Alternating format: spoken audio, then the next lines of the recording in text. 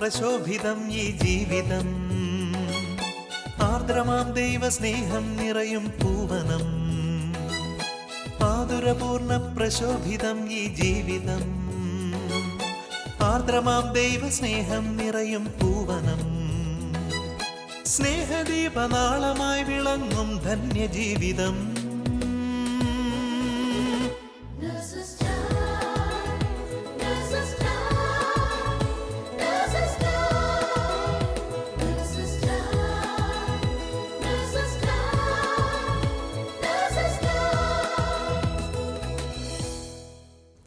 ഈശോ മിശിഹായ്ക്ക് സ്തുതിയായിരിക്കട്ടെ.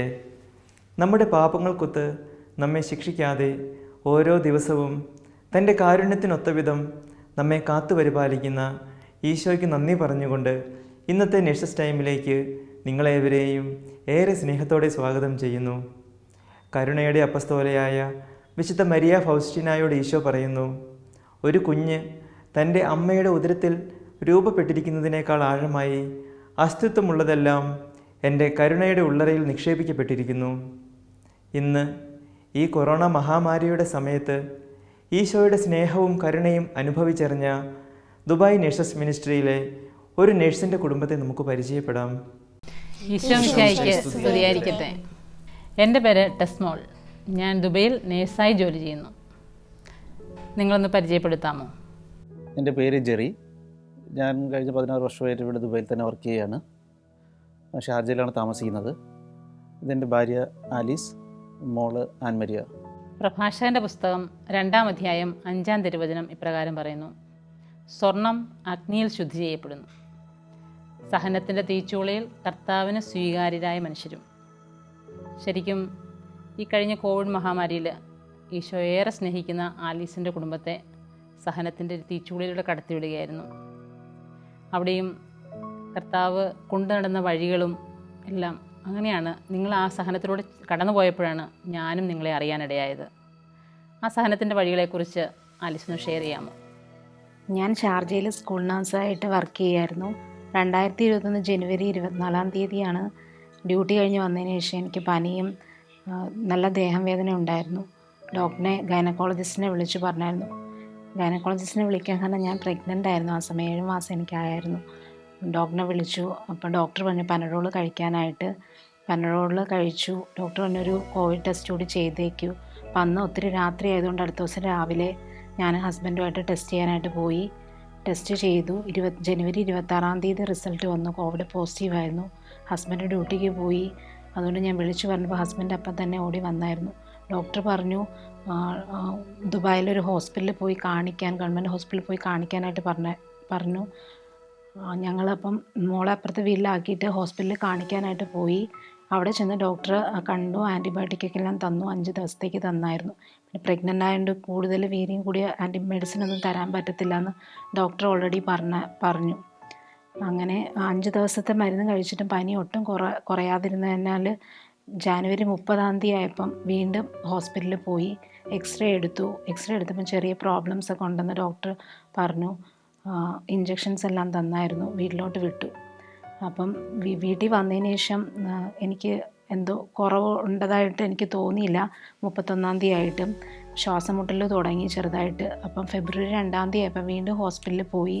അവിടെ പോയി സാച്ചുറേഷനൊക്കെ നോക്കിയപ്പം 92 ഉണ്ടായിരുന്നുള്ളൂ ശ്വാസം മുട്ടൽ. അപ്പോൾ അവർ പറഞ്ഞു എന്തായാലും അഡ്മിറ്റ് ചെയ്യാം. അങ്ങനെ വാർഡിൽ അങ്ങനെ അഡ്മിറ്റ് ചെയ്തു. ദിവസം മെഡിസിൻ എടുത്തിട്ടും ഒരു വ്യത്യാസം ഉണ്ടായില്ല. ഞാൻ പ്രഗ്നൻ്റ് കൂടി ആയിരുന്നതുകൊണ്ട് എനിക്ക് പിന്നെ ഡോക്ടർ ഓൾറെഡി പറഞ്ഞായിരുന്നു വീര്യം കൂടി മെഡിസിൻ ഒന്നും തരാൻ പറ്റത്തില്ല. അതുകൊണ്ട് എനിക്ക് അത് പനിയൊന്നും മാറിയില്ലായിരുന്നു. അങ്ങനെ അഡ്മിറ്റ് ചെയ്തു. SpO2 കുറവായിരുന്നു. അന്ന് വാർഡിൽ അഡ്മിറ്റ് ചെയ്തിട്ട് അന്ന് സാച്ചുറേഷൻ കുറഞ്ഞുകൊണ്ടിരുന്നു. ഫെബ്രുവരി 3-ാം തീയതി വെളുപ്പിനെ വാർഡിൽ നിന്ന് ഓക്സിജൻ സാച്ചുറേഷൻ ഒത്തിരി താഴ്ന്നുകൊണ്ട് ICUയിലേക്ക് മാറ്റി. അവിടെ സിസ്റ്റേഴ്സൊക്കെ ഭയങ്കര സപ്പോർട്ടായിരുന്നു. സിസ്റ്റേഴ്സൊക്കെ പ്രാർത്ഥിക്കാനായിട്ട് എപ്പോഴും പ്രാർത്ഥിച്ചാൽ മതി ശരിയാവും, ഇതുപോലെ പ്രഗ്നൻ്റായ ഒത്തിരി ലേഡികൾ വന്നിട്ടുണ്ട് കോവിഡ് പോസിറ്റീവായിട്ട്, അപ്പോൾ അത് മാറും. ഭയങ്കര സപ്പോർട്ടീവായിരുന്നു സിസ്റ്റേഴ്സെല്ലാം. അപ്പം ചെറുതിലേ മുതലേ മാതാവ് ഈശോയുടെ എന്ത് പ്രാർത്ഥിച്ചാലും എനിക്ക് നല്ലതാണെങ്കിൽ മാതാവ് നേടിത്തരാറുണ്ട്. അപ്പോൾ എപ്പോഴും ഞാൻ ജപമാല ചൊല്ലി പ്രാർത്ഥിക്കുമായിരുന്നു. പിന്നെ ഡ്യൂട്ടിക്ക് പോകുമ്പോൾ 91 സങ്കീർത്തനം, കർത്താവിൻ്റെ സംരക്ഷണം, അത് പറഞ്ഞിട്ടേ ഞാൻ ഡ്യൂട്ടിക്ക് കയറാറുള്ളൂ. ഫെബ്രുവരി 6-ാം തീയതി ആയപ്പോഴത്തേക്കും ഓക്സിജൻ സാച്ചുറേഷൻ രാത്രി ആയപ്പോഴത്തേക്കും എന്തോ ഭയങ്കര ബുദ്ധിമുട്ട് പോലെയൊക്കെ തോന്നി.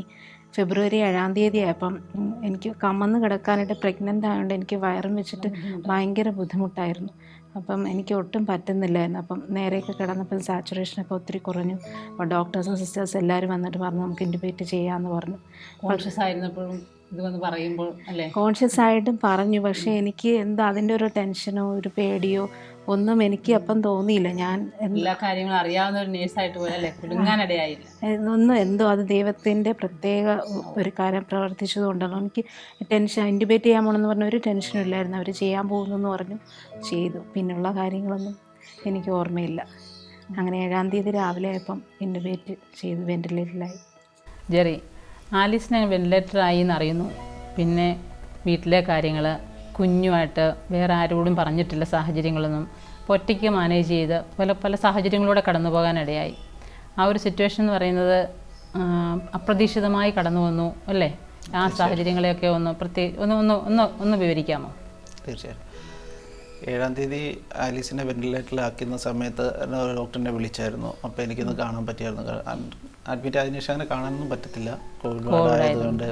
പിന്നെ വെൻറ്റിലേറ്റർ ആകുന്ന സമയത്ത് അവരെന്നെ ഒന്ന് വിളിച്ചായിരുന്നു കാണാനായിട്ട്. കണ്ടു, പക്ഷേ ആലീസിന് ഓർമ്മയില്ല. വിളിച്ചിങ്ങനെ മൂളി നിൽക്കുന്നതെന്നല്ലാതെ ഒരു അനക്കമില്ല. അതെ. പിന്നെ ഈ ഞങ്ങളുടെ വീട്ടിനകത്ത് നടന്ന കാര്യം ഞങ്ങൾ 3 പേർക്ക് ഇവിടെ അറിയാം, വേറെ ആർക്കും ഞാനിവിടെ ആരുടെ പറഞ്ഞില്ല. പിന്നെ എൻ്റെ ഓഫീസിൽ പറഞ്ഞിട്ടുണ്ടായിരുന്നു. കാരണം എനിക്ക് ഒരു 1-2 മാസത്തോളം ഞാൻ ഓഫീസിൽ പോയിട്ടില്ലായിരുന്നു. അവിടെ നിന്നും ഫുൾ സപ്പോർട്ടായിരുന്നു. 7-ാം തീയതി വെൻറ്റിലേറ്ററിലാക്കി. 8-ാം തീയതി ഡോക്ടറിനെ വിളിച്ച് സംസാരിച്ചു. കുഴപ്പമില്ല, നല്ല വെൻറ്റിലേറ്ററിലാക്കിയതുകൊണ്ട് അവർക്ക് കുഴപ്പമില്ല, അവരൊരു ഗ്യാരണ്ടി പറയുന്നുണ്ട്, നല്ല ഇതിൽ തന്നെ പോകുന്നുണ്ട്, കുട്ടി അനങ്ങുന്നുണ്ട്, അങ്ങനെ കുഴപ്പമൊന്നുമില്ല എന്ന് പറഞ്ഞു. പിന്നെ 9-ാം തീയതി രാവിലെയാണ് എനിക്കൊരു കോൾ വരുന്നുണ്ട് ഹോസ്പിറ്റലിൽ നിന്ന്. സ്ഥിതി അല്പം മാറി, മീൻസ് എങ്ങനെയാണ്, കുഞ്ഞ് അബോട്ടായി. പിന്നെ ആലീസിനെ കാണണമെങ്കിൽ പെട്ടെന്നൊന്ന് വരിക എന്ന് പറഞ്ഞാണ് വിളിച്ചത്. ഹോസ്പിറ്റലിൽ നിന്ന് ഡോക്ടറെ വിളിച്ചത്, എത്രയും പെട്ടെന്ന് എത്താൻ പറഞ്ഞാൽ വിളിച്ചത്. അപ്പോൾ വിളി കേട്ടിട്ട് എനിക്ക് എവിടെ നിന്ന് കിട്ടിയ ധൈര്യമൊന്നും എനിക്കറിയത്തില്ല. ആ സമയം എന്തായാലും ദൈവത്തിൻ്റെ അനുഗ്രഹം ഉണ്ട്, ഇല്ലെന്ന് പറയത്തില്ല, ഒരിക്കലും പറയത്തില്ല. മോളെ എടുത്ത് ഞാൻ അന്ന് രാവിലെ ഷാർജയിൽ നിന്ന് ഈ ട്രാഫിക്കിൻ്റെ ഇടയിൽ രാവിലെ 9 മണി എന്നൊക്കെ പറയുമ്പോൾ നല്ല ഹെവി ട്രാഫിക്കിൻ്റെ ടൈമാണ്. എന്തോ എല്ലാം അനുഗ്രഹം കൊണ്ട് മാത്രം തന്നെയാണ്, ദൈവത്തിൻ്റെ അനുഗ്രഹം കൊണ്ട് മാത്രം കൊണ്ട്. 1/2 മണിക്കൂർ കൊണ്ട് ഹോസ്പിറ്റലിലെത്തി. അപ്പോഴും ഞാൻ ആരോടും ഞാൻ പറയുന്നില്ല ഇങ്ങനെ ഒരു സംഭവം നടന്ന കാര്യമൊന്നും. നാട്ടിലറിയാം, പക്ഷെ ഇവിടെ ഞാൻ ആരുടെ പറഞ്ഞു നമ്മൾ കേൾക്കുന്നൊന്നുമല്ല. ഈ കോവിഡിനെ പറ്റി കേട്ടിട്ടുണ്ട്, പക്ഷെ ഇത്രയും ക്രിട്ടിക്കലാണ് എന്നൊന്നും നമുക്ക് അറിയത്തില്ല. കാരണം വീട്ടിനകത്ത് വന്നപ്പോഴാണ് അറിയുന്നത്. അപ്പോൾ അന്ന് ഹോസ്പിറ്റലിൽ വന്നപ്പോൾ സിറ്റുവേഷൻ അവിടെയും മാറി. എനിക്ക് മോളകത്ത് കൊണ്ടുപോകാൻ പറ്റത്തില്ല, വെളിയിൽ നിർത്തിയിട്ടും പോകാൻ പറ്റൂല, ഏൽപ്പിക്കാൻ ആരുമില്ല. എന്തോ അവിടെയും ദൈവം അനുഗ്രഹിച്ച് ഞാൻ ഓഫീസിലൊരു വിളിച്ചു. ഓഫീസിൽ നിന്ന് 2 പേര് വന്നു, മോളെ അവരെ ഏൽപ്പിച്ചു. ഞാൻ അകത്ത് പോയി ആലീസിനെ കണ്ടു. ആലീസിന് ഓർമ്മയില്ല, ഫുള്ള് സെഡേഷനിലാണ്. കുഞ്ഞിനെ കാണാൻ പറ്റി, പെൺകുട്ടിയായിരുന്നു. സിറ്റുവേഷൻ എങ്ങനെ പറയണേന്ന് അറിയത്തില്ല. പിന്നെ അന്നത്തെ ഒരു ദിവസവും അടുത്തൊരു ദിവസവും കുറച്ച് തിരക്കിലായിരുന്നു. കാരണം എന്ന് വെച്ചാൽ ഇവിടുത്തെ ഫോർമാലിറ്റീസ് നോർമലൊരു വലിയ നമ്മളെ പോലുള്ള ഒരാൾ മരിച്ചാൽ എന്തൊക്കെ ചെയ്യണോ, പോലീസ് ഫോർമാലിറ്റീസ്, മുനിസിപ്പാലിറ്റി, പിന്നെ പള്ളി എന്നുള്ള കാര്യങ്ങൾ എല്ലാം ചെയ്തു. അപ്പോൾ അന്നത്തെ ദിവസം അങ്ങനെ പോയി. ബോഡി മോർച്ചറിയിൽ വെച്ചിരുന്നു. അടുത്ത ദിവസം എല്ലാം ഫോർമാലിറ്റീസ് എല്ലാം റെഡിയാക്കിയിട്ട് സെൻറ്റ് മേരീസ് ചർച്ചിലേക്ക് കൊണ്ടുപോയി. അവിടെ നിന്ന് അച്ഛനെ കൊണ്ട് വെഞ്ചരിച്ചിട്ടാണ് പിന്നെ സെൻറ്റ് മേരീസിൽ തന്നെ ജബലാലിയിൽ കൊണ്ടുപോയി ഫ്യൂണറൽ കർമ്മങ്ങളെല്ലാം ചെയ്തത്. പിന്നെ അന്ന് ഇവിടെ ഹോസ്പിറ്റലിൽ, അതിൻ്റെ ഇടയിൽ ഹോസ്പിറ്റലിൽ കുറച്ച് കാര്യങ്ങൾ നടക്കുന്നുണ്ടായിരുന്നു. കാരണം അന്ന് തന്നെ ആലീസിനെ ഹോസ്പിറ്റലിൽ നിന്ന് ഷിഫ്റ്റ് ചെയ്യണമെന്ന് പറഞ്ഞ് ഇവർ പറഞ്ഞായിരുന്നു. കുറച്ചുകൂടെ ഡെലിവറി കഴിഞ്ഞാൽ പിന്നെ വേറെ ഹോസ്പിറ്റലിലോട്ട് മാറ്റുക. പിന്നെ ആ സമയമാണ് ഞങ്ങളുടെ ഒരു ഫാമിലി ഫോട്ടോ വെച്ചിട്ട് ഫേസ്ബുക്കിലും വാട്സപ്പിലും. ശരി, ഞാൻ ശരിക്കും ഓർക്കുന്നുണ്ട് ജെറി. ആ ഫോട്ടോ എന്ന് പറഞ്ഞാൽ വളരെ ടച്ചിങ് ആയിരുന്നു. ഫാമിലി ഫോട്ടോ വെച്ചിട്ട് വാട്സപ്പിൽ ഫാമിലി ഫോട്ടോ വച്ചിരുന്ന കുട്ടി എന്ന് പറഞ്ഞാൽ മോളുടെ ബാപ്റ്റിസത്തിൻ്റെ ഫോട്ടോ ആയിരുന്നു. അപ്പോൾ അതിൽ എഴുതിയിരുന്ന വേർഡ്സൊക്കെ കണ്ടിട്ട് സത്യം പറഞ്ഞാൽ ഞങ്ങൾക്ക് വല്ലാതായിപ്പോയി. കാരണം ഒരുപാട് പേര് അത് കണ്ടിട്ട്, ബന്ധുക്കളും കൂട്ടുകാരും ഒരുപാട് പേര് ഇങ്ങനെയാണോ സിറ്റുവേഷൻ, നിങ്ങൾ ഇങ്ങനെ നിന്നിട്ട് ഇത്രയും വർഷമായിട്ട് ഇവിടെ നിൽക്കുന്നത്. പക്ഷെ അതിനുപരി ആ ഒരു മെസ്സേജ് ആദ്യം നമുക്ക് ഒരു വിഷമായി ഫീൽ ചെയ്തെങ്കിലും ആ മെസ്സേജിലൂടെ ഒത്തിരി പേരുടെ സപ്പോർട്ടും വലിയൊരു സപ്പോർട്ടാണ്. അങ്ങനെയാണ് ഞങ്ങളും ഇതുവരെ അറിയാനിടയാകുകയും ഒത്തിരി പ്രെയർ ഗ്രൂപ്പുകളിൽ ആ മെസ്സേജ് പോയി, ഫോട്ടോ പോയി, അവരൊക്കെ ഇട്ട് മെസ്സേജ് ഒരുപാട് സ്ഥലത്ത് തന്നെ വിളിച്ച് എവിടെ നിന്നൊക്കെയാണെന്ന് എനിക്കറിയത്തില്ല. അറിയത്തില്ല, ആരൊക്കെയാണ് വിളിച്ചതെന്ന് അറിയത്തില്ല. പിന്നെ കർത്താവിനെ സ്നേഹിക്കുന്നവർ അവർ എവിടെ ഏത് മിസറബിൾ സിറ്റുവേഷനിലാണെങ്കിലും അവർ ആ തക്ക സമയത്ത് കരമായിട്ട് കർത്താവ് ദാനിയേൽ സിംഹക്കുഴിയിലായിരുന്നപ്പോൾ കർത്താവ് ഇടപെട്ട് ആ മകനെ അത് നമ്മൾ വചനത്തിലൊക്കെ കാണുന്നില്ല, അതേ അനുഭവത്തിൽ അല്ലേ അങ്ങനെ കടന്നുപോയ ഒരവസ്ഥ. പിന്നെ അതിനുശേഷം മോള് പിന്നെ എൻ്റെ കൂടെ തന്നെ ആയിരുന്നു, ഞാൻ അങ്ങനെ ഒരിടത്തും ആക്കിയില്ല. പിന്നെ 2 ദിവസം കഴിഞ്ഞിട്ടാണ് മോളെ അടുത്ത റൂമിൽ, ഞങ്ങളുടെ റൂമിൻ്റെ അടുത്ത റൂമിലാക്കി. പിന്നെ ഒരു മാസത്തിൽ കൂടുതൽ അവരവിടെ തന്നെ ആയിരുന്നു. അവിടെയും ദൈവം അനുഗ്രഹിച്ചു, ഒരു പ്രശ്നവുമില്ല. അവൾ ഫുൾ സേഫായിരുന്നു. ഞാൻ രാവിലെ പോവുക, ഹോസ്പിറ്റലിൽ പോവുക, അകത്ത് കയറാൻ പറ്റത്തില്ല, പോയി രാത്രി വരെ അവിടെ തന്നെ ഇരിക്കുക, തിരിച്ചു വരിക. പിന്നെ മോളെ എടുക്കുക, ഞാൻ എടുത്താൽ വരത്തില്ല, അവിടെ കളിയും കാര്യമായിട്ടൊക്കെ അങ്ങനെ തന്നെ പോയി. പ്രെയർ സപ്പോർട്ട് ഒരുപാട് പേര് ഇപ്പോഴും ചോദിക്കുന്നവരുണ്ട്. നാട്ടിലാണെങ്കിലും ഇവിടെയാണെങ്കിലും പുറത്തുനിന്നാണെങ്കിലും ഒരുപാട് പേരുടെ പ്രാർത്ഥന കൊണ്ട് മാത്രമാണ്. ഡോക്ടർമാരൊക്കെ എൻ്റെ വെന്റിലേറ്റർ ആയിരുന്ന സമയം പറഞ്ഞു, ഗ്യാരണ്ടി അങ്ങോട്ടും ഇങ്ങോട്ടും ഒക്കെയാണ്, ഒന്നും പറയാൻ പറ്റത്തില്ല, ഓക്സിജൻ സാച്ചുറേഷൻ തീരെയില്ല, പിന്നെ ഫുൾ ഓക്സിജനൊക്കെ കൊടുക്കുകയാണ്. ഇതൊന്നും നമ്മൾ കേൾവി സിനിമയിലും അതൊക്കെ കാണുന്നതല്ലാതെ ഇങ്ങനെയൊക്കെ ലൈഫിൽ വന്നപ്പോൾ അതൊരു വലിയൊരു അനുഭവമായി. അത് എന്തായാലും 2 മാസം ജനുവരി, ഫെബ്രുവരി, മാർച്ച് മാസങ്ങളൊരു വല്ലാത്തൊരു അനുഭവമായിരുന്നു ജീവിതത്തിൽ. ഇനി അങ്ങനെ ഒരിത് ഉണ്ടാവത്തില്ല എന്ന് തന്നെയാണ് ഇപ്പോഴും പ്രതീക്ഷ. കാരണം കൂടെയുണ്ട്, ദൈവം കൂടെയുണ്ട്. ജെറി ഈ സംഭവം പറയുമ്പോൾ എൻ്റെ മനസ്സിൽ കൂടെ കടന്നുപോയ വചനഭാഗം ഇതാണ്. വിലാപങ്ങളുടെ പുസ്തകം 3-ാം അധ്യായം 22-ാം വചനം ഇപ്രകാരം പറയുന്നു: കർത്താവിൻ്റെ സ്നേഹം ഒരിക്കലും അസ്തമിക്കുന്നില്ല, അവിടുത്തെ കാരുണ്യം അവസാനിക്കുന്നില്ല. ശരിക്കും അവസാനിക്കാത്ത, നിലയ്ക്കാത്ത കരുണയും സ്നേഹവും നിങ്ങളുടെ ജീവിതത്തിലേക്ക് ഒഴുക്കുകയായിരുന്നെന്ന് എനിക്ക് അനുഭവപ്പെട്ടത്. കാരണം മറ്റാരും സപ്പോർട്ടില്ല, ഒറ്റയ്ക്ക് പല കാര്യങ്ങളും മാനേജ് ചെയ്യുന്നു. കൊച്ചൊരിടത്ത് ആലിസ് ഹോസ്പിറ്റലിൽ എന്ത് ചെയ്യണം അറിയാൻ മേലാതെ ഇങ്ങനെ ഓടി നടക്കുന്ന അവസ്ഥകൾ അല്ലേ? കുറച്ച് നാൾ അങ്ങനെ ഇരുന്ന് അനുഭവിച്ചതേച്ചി. അത് ICUവിൻ്റെ ഫ്രണ്ടിലിരിക്കുമ്പോൾ ഉള്ളൊരവസ്ഥ ഡെയിലി ഡോക്ടർമാർ വന്ന് പറയുന്നതും, ഇതിനിടയ്ക്കൊരു വീണ്ടും ഒരു ബാഡ് ന്യൂസ് എന്ന പോലെ അറിയുകയാണ് ആലിസിന് സ്ട്രോക്ക് വന്നെന്നുള്ള കാര്യം വലതുഭാഗത്ത്. അപ്പോൾ അതും കൂടെ കേട്ടപ്പോൾ വീണ്ടും തളർന്നു പോയി. പക്ഷേ എന്നാലും എനിക്ക് പിടിച്ചു നിൽക്കേണ്ട ഒരു ധൈര്യം അത് കിട്ടിയത് ഈ പ്രാർത്ഥനയിലൂടെ തന്നെയാണ്. അതിൻ്റെ ICUവിൻ്റെ ഫ്രണ്ടിലിരുന്നാലും പ്രാർത്ഥന മാത്രമേ ഉള്ളൂ കൂട്ടിന് ആ സമയത്ത്. വേറെ ഒന്നിനെയും നോക്കാൻ നമുക്ക് ഇവിടെ പറ്റത്തില്ല. ഞാൻ കേട്ടിരുന്നു ജെറി ഒരു മിനിറ്റ് പോലും ഇടപെടാതെ അവിടെ ഇരുന്ന് തന്നെ ഹോസ്പിറ്റലിൽ നിന്ന് മാറാതെ ഈ 1.5 മാസത്തോളം 2 ഹോസ്പിറ്റലിൽ മാറി നിന്ന് കൊന്ത ചൊല്ലി, അതുപോലെ തന്നെ കുരിശിൻ്റെ വഴിയൊക്കെ ചൊല്ലി കണ്ടിന്യൂസ് പ്രാർത്ഥനയിലൂടെ കടന്നു. ദൈവം മാത്രം, ദൈവവും മനുഷ്യൻ മുഖാമുഖം കാണുന്ന നിമിഷം. മനുഷ്യരെന്ന് പറയാൻ ഡോക്ടർമാരെ നമ്മൾ കണ്ടുകൊണ്ടിരിക്കണം, അവർ പറയുന്നുണ്ട്. പിന്നെയുള്ള പ്രാർത്ഥന മാത്രം, അതിൻ്റെ ഫ്രണ്ടിൽ ഇരുന്ന് ചെയ്യാൻ നമുക്കത് മാത്രമേ പറ്റുള്ളൂ. ശരിക്കും ഞാൻ ആലിസിനെ കാണുമ്പോൾ ആലിസ് റൂമിലേക്ക് ഷിഫ്റ്റായി സ്വയമായിട്ടൊന്നും തന്നെ ചെയ്യാൻ മേലാത്തൊരവസ്ഥയാണ്. എല്ലാം പരസഹായത്തോടുകൂടി മാത്രം ചെയ്യാൻ പറ്റുന്ന ഒരു അവസ്ഥയിലൂടെ കടന്നു പോകുന്ന ആലിസിനെ ഞാൻ കാണുന്നത്. അപ്പോഴും പ്രസന്നവദനയായി വളരെ ഒരു പോസിറ്റീവ് ആറ്റിറ്റ്യൂഡോടുകൂടി പ്രത്യാശയോടുകൂടി ഇരിക്കുന്ന ഒരു ആലിസിനെ എനിക്ക് കാണാൻ സാധിച്ചു. അത് എങ്ങനെയാണ് ഒന്ന് വിവരിക്കാമോ? ഞാൻ മാർച്ച് 4-ാം തീയതി റൂമിലോട്ട് എന്നെ ഷിഫ്റ്റ് ചെയ്തായിരുന്നു. റൂമിൽ ഷിഫ്റ്റ് ചെയ്തതിന് ശേഷമാണ് എനിക്ക് കാര്യങ്ങളെല്ലാം നല്ല ഓർമ്മയിൽ വരുന്നത്. ഐസിയുയിൽ കിടന്ന കാര്യങ്ങളൊന്നും അത്ര ഓർമ്മയില്ലായിരുന്നു, സെഡേഷനിലായതുകൊണ്ട്. 4-ാം തീയതിക്ക് റൂമിൽ വന്നതിന് ശേഷം എനിക്ക് മനസ്സിലായി കുഞ്ഞ് പോയെന്നുള്ള കാര്യം. ഞാൻ ഹസ്ബൻഡിനോട് പക്ഷേ ചോദിച്ചില്ല, കാരണം എനിക്കറിയായിരുന്നു ഇനി ഹസ്ബൻഡിനും വിഷമമാവും. അതുകൊണ്ട് പിന്നെ ഞാനത് ചോദിച്ചില്ലായിരുന്നു. മനസ്സിലായായിരുന്നു. പിന്നെ എനിക്കൊന്നും ചെയ്യാൻ പറ്റത്തില്ലെന്ന് എനിക്ക് പിന്നെ അപ്പോഴാണ് മനസ്സിലായി. ഐസിയുയിൽ കിടന്നപ്പം ഞാൻ അവസാന ദിവസങ്ങളിലൊക്കെ സിസ്റ്ററിനോട് പറയുമായിരുന്നു, സിസ്റ്റർ എന്നെ വാഷ് ബേസിൻ്റെ അടുത്തിരിക്കുമോ മോൻ കഴുകാനൊക്കെ. പക്ഷേ അപ്പോഴൊന്നും എനിക്ക് അറിഞ്ഞുകൂടായിരുന്നു എനിക്ക് ഇരിക്കാൻ പറ്റത്തില്ല എന്നൊന്നും. പക്ഷേ റൂമിൽ വന്നതിന് ശേഷം എനിക്ക് മനസ്സിലായി എൻ്റെ ശരീരഭാഗം ഒന്നുമേ എനിക്ക് അനക്കാൻ പറ്റത്തില്ല എന്ന് എനിക്ക് മനസ്സിലായി. അപ്പോഴാണ് ടെസ്മോൾ ചേച്ചി ഹസ്ബൻഡിനെ വിളിച്ചായിരുന്നു, ഇങ്ങനെ ദിവ്യകാരുണ്യ സ്വീകരണത്തിനായിട്ട് വെള്ളിയാഴ്ച കൊണ്ടുവന്നാൽ അവിടെ വരാൻ പറ്റുമോ ഇല്ലയോ എന്നുള്ളത് ചോദിച്ചായിരുന്നു. അപ്പോൾ ഹസ്ബൻഡ് എന്നോട് ചോദിച്ചു, ഇങ്ങനെ ദിവ്യകാരുണ്യം കൊണ്ടുവരട്ടെ. എനിക്ക് ഭയങ്കര സന്തോഷമായിരുന്നു, കാരണം പ്രഗ്നൻ്റ് ആയിരുന്ന സമയത്ത് പള്ളിയിലൊന്നും നമുക്ക് പോകാൻ പറ്റത്തില്ലായിരുന്നു, ദിവ്യകാരുണ്യം സ്വീകരിക്കാൻ പറ്റില്ല. ആ സമയമൊക്കെ ഭയങ്കര വിഷമമായിരുന്നു, സ്വീകരിക്കാൻ പറ്റാതെ. അപ്പോൾ എനിക്കിത് കേട്ടപ്പോൾ ഭയങ്കര സന്തോഷമായി. അപ്പോൾ ഞാൻ പറഞ്ഞു വെള്ളിയാഴ്ച എന്തായാലും വരാൻ പറയും. അപ്പം വരുന്നതിന് മുമ്പേ ഞങ്ങൾ ദിവ്യകുർബാനയൊക്കെ കണ്ട് ഒരുങ്ങിയിരുന്നായിരുന്നു. വെള്ളിയാഴ്ച വൈകുന്നേരം ആയപ്പം ദുബായ് പള്ളിയിൽ നിന്ന് ദിവ്യകാരുണ്യം കൊണ്ട് അവർ വന്നായിരുന്നു. അപ്പം ദിവ്യകാരുണ്യം സ്വീകരിച്ചപ്പം ഭയങ്കര എന്തെന്നില്ലാത്ത സന്തോഷവും ദൈവത്തിൻ്റെ ശക്തിയും എനിക്കറിയത്തില്ല അത് പറഞ്ഞു തരാൻ എങ്ങനെ, അത്രയേറെ ഞാൻ അനുഭവിച്ചായിരുന്നു. പിന്നെ ഒരു 4 ആഴ്ച കാരണം നമ്മൾ ഇത്രയും ദിവസം കിടക്കുകയായിരുന്നു. അപ്പം നമുക്ക് എണീറ്റ് നിൽക്കാനും ഇരിക്കാനും ആ ഫിസിയോതെറാപ്പിസ്റ്റ് വന്ന് അതൊക്കെ ചെയ്യുമ്പോൾ നമുക്ക് എന്തോരം ബുദ്ധിമുട്ടാണെന്ന് അതെനിക്കിപ്പം പറഞ്ഞറിയിക്കാൻ പറ്റില്ല. ചെയ്യാൻ മേലാത്തൊരവസ്ഥയിലാണ് ഞാൻ ആലീസിനെ കാണുന്നത് ശരിക്കും. ആ ദിവ്യഗാനം സ്വീകരിച്ചതിന് ശേഷം പിന്നെ അവിടെ പീഡാസഹന സമയമായിരുന്നു. അപ്പോൾ എപ്പോഴും ഹസ്ബൻഡ് കുരിശിൻ്റെ വഴി ഇട്ട് തരുമായിരുന്നു, സങ്കീർത്തനങ്ങൾ ഇട്ട് തരുമായിരുന്നു. പിന്നെ ചേച്ചി അത് കഴിഞ്ഞാണ് ചേച്ചി കാണാൻ വരുന്നത്. ചേച്ചി കാണാൻ വന്നപ്പോഴത്തേക്ക് ഒരു പേപ്പറിൽ എസെക്കിയേൽ 37 അധ്യായം അസ്ഥികളുടെ താഴ്വര 1 മുതൽ 15 വരെയുള്ള തിരുവചനങ്ങൾ ഒരു പേപ്പറിൽ എഴുതിക്കൊണ്ട് വന്നായിരുന്നു. അപ്പം ഞാനത് എനിക്ക് ബലക്ഷയമുള്ള ഭാഗത്തെല്ലാം വെച്ചിട്ടുണ്ടായിരുന്നു.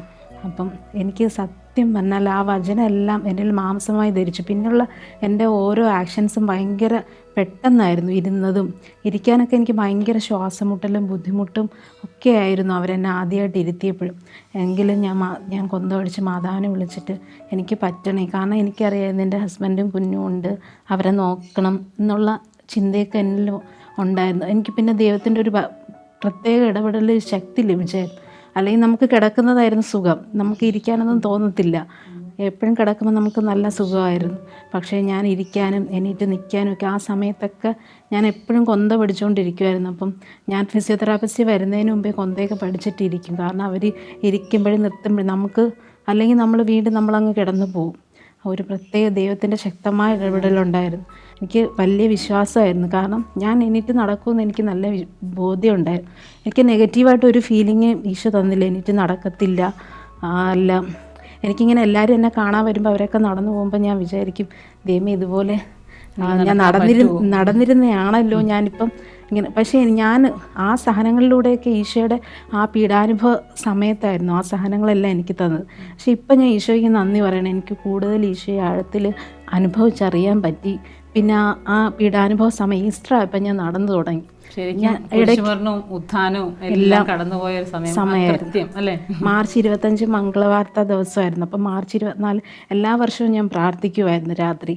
അപ്പം 3 ആവശ്യങ്ങൾ. അപ്പം ഞാൻ മാതാവിനോട് ഞാൻ പ്രാർത്ഥിച്ചായിരുന്നു, ഞാൻ ഈസ്റ്റർ ആകുമ്പോൾ ഞാൻ നടക്കുമോ മാതാവേ എന്ന് ചോദിച്ചായിരുന്നു. മാതാവ് പറഞ്ഞു, നീ എന്തായാലും നടന്നിരിക്കുമെന്ന്. കറക്റ്റ് ഈസ്റ്ററിൻ്റെ അന്ന് ഞാൻ എന്തായാലും നടന്നു.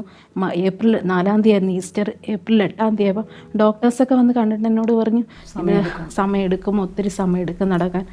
ഞാൻ കാണുമ്പോഴും അതേ അവസ്ഥയിലാണ്. പിന്നെ ഞാൻ ആലീസ് പെട്ടെന്ന് നടന്നു. പിന്നെ ഞാൻ കാണുന്ന ആലീസെ അല്ല പിന്നെ കാണുന്നത്. അപ്പം ശരിക്കും വചനം നമ്മുടെ കൺമുമ്പിൽ ജീവൻ പ്രാപിക്കുന്നതാണ് ഞാനും കണ്ടനുഭവിച്ച് എൻ്റെ വിശ്വാസവും കൂടുതൽ വർദ്ധിക്കാൻ എനിക്കിടയായി. ഏപ്രിൽ 8 അപ്പം ഞാൻ ഓക്സിജനൊന്നും ഇല്ലാതെ അവിടെ നിന്ന് 8 അപ്പം ഞാൻ വീട്ടിൽ ഡിസ്ചാർജ് ചെയ്ത് വീട്ടിലെത്തി. എനിക്ക് ഭയങ്കര ആഗ്രഹമായിരുന്നു മെയ്യിൽ ഡെലിവറി ആവണമെന്നുള്ള. മാതാവിൻ്റെ മാസം ഡ്യൂ ഡേറ്റ് ആയിരുന്നു. എനിക്ക് സെപ്റ്റംബർ 8 ഞാൻ അറിയുന്നത് പ്രഗ്നൻ്റ് ആണെന്നുള്ളത്. അപ്പം എന്നെ എല്ലാം ക്രമീകരിച്ച് എന്നെ കൊണ്ട് അവിടെ ആ സഹനത്തിലൂടെ ഞാൻ കടന്നു പോയി. എങ്കിലും ഇപ്പോഴും ഞാൻ ഈശോയ്ക്ക് നന്ദി പറയുന്നു. ആ സഹനത്തിലൂടെ കടന്നു പോയത് കൊണ്ട് എനിക്ക് ഈശോയെ ഒത്തിരി അനുഭവിച്ചറിയാനായിട്ട് എനിക്ക് പറ്റി. അതുകൊണ്ട് എനിക്ക് ആ വിഷമമൊന്നുമില്ല. ആ സഹനത്തെ ഓർത്ത് പോലെ നമുക്ക് പറയാൻ സാധിക്കും, ദൈവം തന്നു, ദൈവം എടുത്തു എന്ന് പറയാനുള്ളൊരു ധൈര്യം. എനിക്കിപ്പോൾ അത് എൻ്റെ മോള് മാലാഖയായിരുന്നു. കാരണം ആ മകൾ എന്നിൽ ഉണ്ടായതുകൊണ്ടാണ് എനിക്ക് ഒത്തിരി പേരുടെ പ്രാർത്ഥന എനിക്ക് കിട്ടിയത്. കാരണം ആ കുഞ്ഞിനെ എല്ലാവരും ഒരു പ്രഗ്നൻ്റ് കൂടി ആണല്ലോ എന്ന് ഓർത്ത് എല്ലാവരും ഒത്തിരി പ്രാർത്ഥിച്ചായിരുന്നു. അതിപ്പോഴും എനിക്ക് എന്തോ പിന്നെ ഞങ്ങൾക്ക് വേണ്ടി ഞങ്ങളുടെ മോൾ എന്തായാലും സ്വർഗത്തിരുന്ന് ഞങ്ങൾക്ക് വേണ്ടി പ്രാർത്ഥിക്കുന്നുണ്ടായിരിക്കും. ഞാൻ ഈശോയ്ക്ക് ഒത്തിരി നന്ദി പറയുന്നു. കാരണം അത്രയ്ക്ക് എന്നെ പിടിച്ചു നിർത്തി. ഞാൻ ഒരിടത്തും നെഗറ്റീവായിട്ടൊന്നും ചിന്തിച്ചില്ല. അത് ആലീസിൻ്റെ മുഖത്ത് ശരിക്കും ഞങ്ങൾക്ക് പ്രകടമായിരുന്നു. ഞങ്ങൾ പോകുന്ന വഴിക്ക് ഞങ്ങളിത് സംസാരിച്ചുകൊണ്ട് പോകുമായിരുന്നു. ശരിക്കും അവൾക്ക് സ്വന്തമായിട്ടൊന്നും ചെയ്യാൻ പറ്റുന്നില്ല, എല്ലാം പരസഹായത്തോടുകൂടി ചെയ്യണം. എങ്കിൽ പോലും അവളുടെ മുഖം എത്ര പ്രസന്നമാണ്, പോസിറ്റീവായിട്ട് സംസാരിക്കുന്നു, ഓക്സിജനിലാണ് ആൾ. എങ്കിൽ പോലും അവൾ പ്രസൻറ്റ് ചെയ്യുന്ന രീതി കണ്ടപ്പോൾ ഞാൻ മനസ്സിലായി, ഇത് ദൈവത്തിൻ്റെ കൃപയല്ലാതെ മറ്റൊന്നുമല്ല. ഞങ്ങൾക്ക് വ്യക്തിപരമായിട്ട് അനുഭവപ്പെടുമായിരുന്നത്. ഞാൻ പ്രാർത്ഥിച്ചു, ഈശോയെ എനിക്ക് ഈ സഹനം ഇപ്പോൾ ഏഷ്യ 43:10 തിരുവചനമാണ് ഈശോ എനിക്ക് പറഞ്ഞു തന്നത്. നിങ്ങളെൻ്റെ സാക്ഷികളാണ്, ഞാൻ ദൈവമാണെന്ന് അറിയാൻ ഞാൻ തിരഞ്ഞെടുത്ത ദാസനാണെന്ന്. എനിക്ക് യേശുവിൻ്റെ ഈ ലോകത്തിന് ഏറ്റവും വലിയ സാക്ഷിയായിട്ട് ഇപ്പോൾ ഈ കാലഘട്ടത്തിൽ ഒത്തിരി പേര് ഇതേ അവസ്ഥയിലൂടെ കടന്നു പോകുന്നവരുണ്ട്. അവർക്ക് ശരിക്കും ഒരു സാക്ഷ്യവും അവർക്കൊരു ഇൻസ്പിറേഷനുമായി മാറാനായിട്ട് ദൈവം ഉപയോഗിച്ച വ്യക്തികളാണ്, ഒരു കുടുംബമാണ് നിങ്ങൾ. ഞങ്ങൾക്കതാ മനസ്സിലാകുന്നത്. കാരണം ഞങ്ങൾ ഒരിക്കലും അറിയുന്നില്ലാത്ത ഒരു കുടുംബമായിരുന്നു നിങ്ങൾ. പക്ഷെ അറിയാനിടയായത് ആ ഒരു വാട്സപ്പ് മെസ്സേജ്.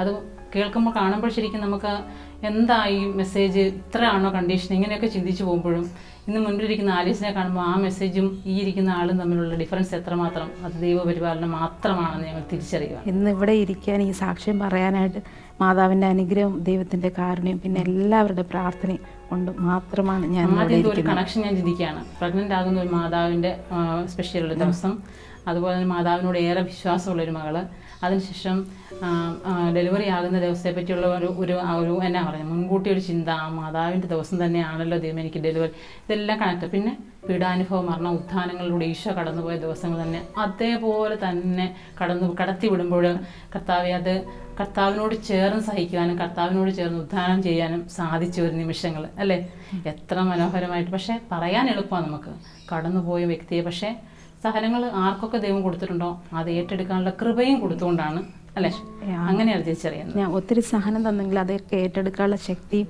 ഈശോ തന്നെ തന്നിട്ടുണ്ടായിരുന്നു. ഇപ്പം ബാക്കിലോട്ട് ചിന്തിക്കുമ്പോൾ അതൊക്കെ ഈശോയെ ഞാനാണോ എന്ന് അതൊക്കെ സഹിച്ചു വന്നതെന്ന് ചിന്തിച്ചു. പക്ഷേ ക്രിസ്തുവാണ് എന്നെ എല്ലാം ഇതുവരെ കൊണ്ടെത്തിച്ചെന്ന് എനിക്ക് പൂർണ്ണ ബോധ്യമുണ്ട്. സങ്കീർത്തനങ്ങൾ 136:1 വചനം ഇപ്രകാരം പറയുന്നു: കർത്താവിന് നന്ദി പറയുവിൻ, അവിടുന്ന് നല്ലവനാണ്, അവിടുത്തെ കാരുണ്യം അനന്തമാണ്. ശരിക്കും കടൽ പോലെ അനന്തമായ അനുഗ്രഹം രുചിച്ചറിയായിരുന്നു അല്ലേ. ആലീസ് ഹോസ്പിറ്റലിലായിരുന്നപ്പോൾ പല ഘട്ടങ്ങളിലൂടെ കടന്നുപോയി.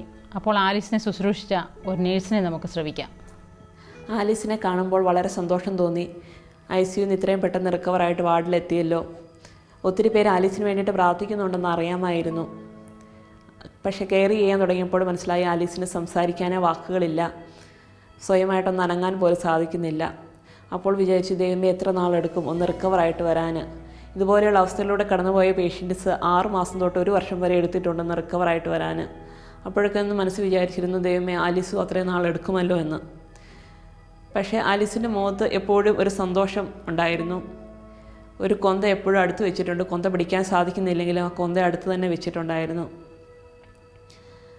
ആലീസിൻ്റെ ഹസ്ബൻഡ് ലാപ്ടോപ്പിൽ പ്രാർത്ഥനകളും കുരിശിൻ്റെ വഴിയും കുർബാനയൊക്കെ വെച്ച് കൊടുക്കും. അതെല്ലാം കണ്ടുകൊണ്ടാണ് ആലീസ് ഇരിക്കുന്നത്. പതുക്കെ ആലീസ് ഇമ്പ്രൂവ് ആകാൻ തുടങ്ങി. ആദ്യം കൈകൾക്കൊക്കെ ബലം വെച്ചു, കൊന്തയൊക്കെ ശരിക്ക് പിടിക്കാൻ തുടങ്ങി, കൊന്തയെല്ലാം തുടങ്ങി. അത് കഴിഞ്ഞ് പതുക്കെ നടക്കാൻ തുടങ്ങി. അതെല്ലാം ദൈവത്തിൻ്റെ കരവേല ഒന്ന് മാത്രമാണ്. ആലീസിനെ സംബന്ധിച്ച് ആലീസിൻ്റെ റിക്കവറി ഒത്തിരി പേരുടെ പ്രാർത്ഥനയുടെ ഫലമാണ്. ആലീസിനെ തുടക്കം മുതൽ കെയർ ചെയ്ത ഒരു നേഴ്സ് എന്ന നിലയിൽ എനിക്ക് പറയാൻ സാധിക്കും, ആലീസിൻ്റെ റിക്കവറിയുടെ കാരണം പ്രാർത്ഥനയുടെ ശക്തി ഒന്ന് മാത്രമാണ്. ഓരോ ദിവസത്തെയും ഇമ്പ്രൂവ്മെൻറ്റ് കാണുമ്പോൾ നേഴ്സുമാരായി ഞങ്ങൾക്ക് മനസ്സിലാകും അത് ദൈവത്തിൻ്റെ പരിപാലനയും സ്നേഹവും ഒന്നുകൊണ്ട് മാത്രമാണെന്ന്. മനുഷ്യരാൽ അസാധ്യമായത് ദൈവത്താൽ സാധ്യമാണെന്നതിൻ്റെ തെളിവാണ് ആലീസിൻ്റെ ഈ ജീവിതം. 1.5 മാസം അമ്മയും അച്ഛനും കൂട്ടത്തിലുണ്ടായിരുന്നില്ല. ആ ദിവസങ്ങളിലൊക്കെ കുഞ്ഞ് ആരുടെ കൂടെ താമസിച്ചിരുന്നേ? അനുവാൻ്റെ അഖിലങ്ങളും അച്ചുകുട്ടൻ്റെയും കൂടെ ആയിരുന്നു. ആ ദിവസങ്ങളിൽ കുഞ്ഞ് പ്രാർത്ഥിക്കുമായിരുന്നോ? എങ്ങനെയാ പ്രാർത്ഥിച്ചിരുന്നേ? രാത്രി എല്ലാ ദിവസവും ജോമാല വെച്ച് പ്രാർത്ഥിക്കും. ഈശോപ്പോട് പറയുമായിരുന്നോ കുഞ്ഞ്? എന്താ പറഞ്ഞിരുന്നേ? എൻ്റെ അമ്മേനെ പെട്ടെന്ന് തിരിച്ചു കൊണ്ടുവരണേന്ന്. മിടുക്കി കുട്ടി. ആൻമരിയ മോള് ഈ പ്രാർത്ഥനയ്ക്ക് കർത്താവ് ഉത്തരം നന്ദിയായിട്ട് ഒരു പാട്ട് പാടാമോ?